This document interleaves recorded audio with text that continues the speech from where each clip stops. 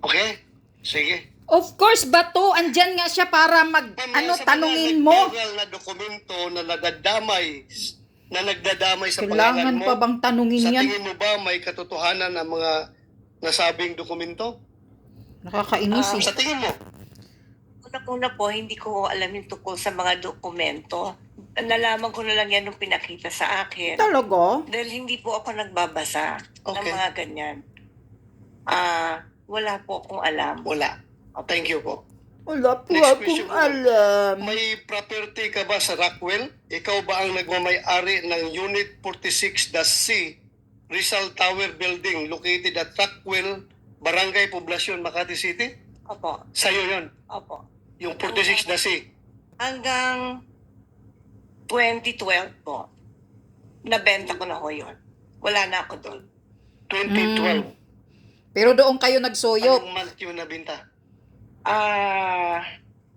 Hindi ho ako sigurado sa month, pero yung year naalala ko. So, your pre-ops is 2012, Your Honor. 2012. Yes, sir. 2012. 2012. So, bininta mo na after 2012. Binenta ko po siya noong 2012.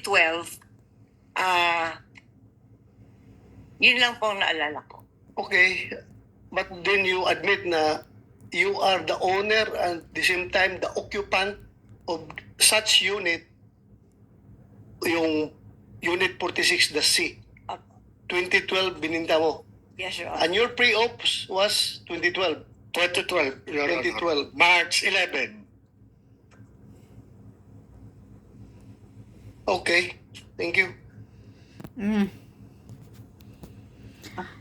Nayanar. Ma'am, pwede bang mahingi yung Sobrang makahingi ka ng artesta. kopya ng deed of sale nung unit na bininta mo?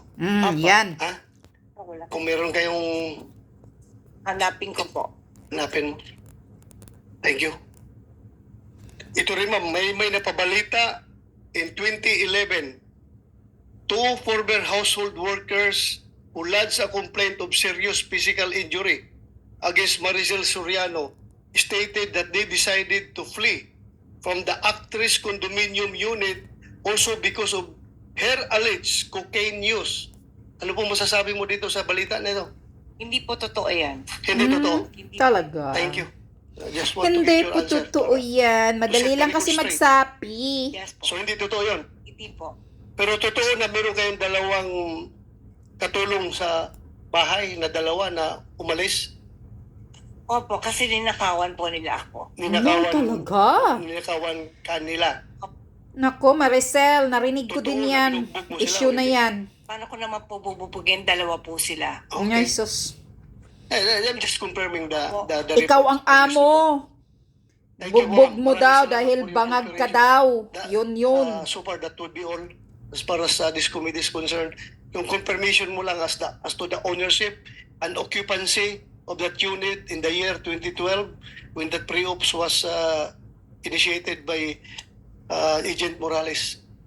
Ma'am, maraming salamat sa pag-attend mo dito. Thank you very much kahit na hindi mukhang wala ka sa magandang kondisyon. You try to be here. Maraming salamat. Maraming salamat po, Mr. Chair. Ma'am, pwede ka nang magpahinga.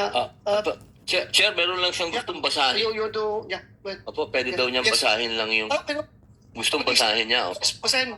Please, pakibasa. To. Magandang umaga po sa mga kagalang-galang ng mga senador at sa lahat po ng nandito ngayong araw.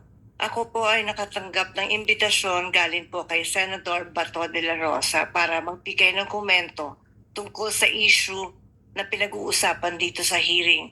Unang-unang humingi po ako ng paumanhin dahil hindi po ako sanay sa mga ganito. Alam niyo po, first time ko lang po talaga na makatanggap ng imbitasyon na humarap sa Senado. Nakakakabahat, nakakatakot.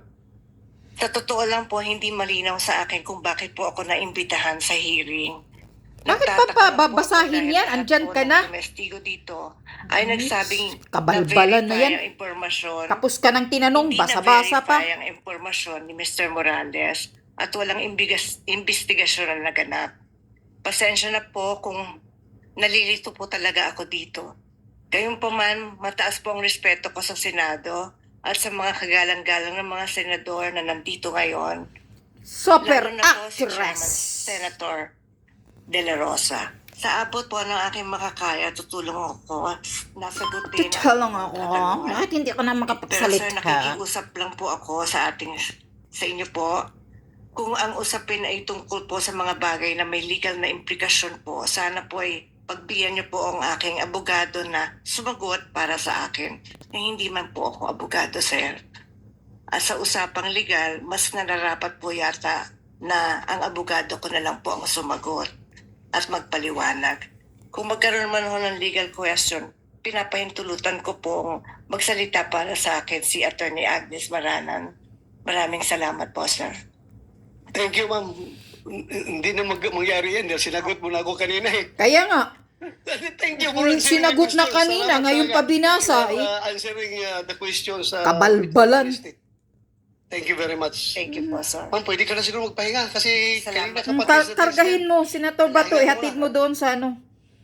Sobra, parang gusto mo na nga yata, Senator Bato, luluhod eh. Pasalamat pa, karga, sus. Ma'am, thank you. Thank you, sir. Pero kanina, Jinggoy Estrada, sigaw-sigawan si Morales.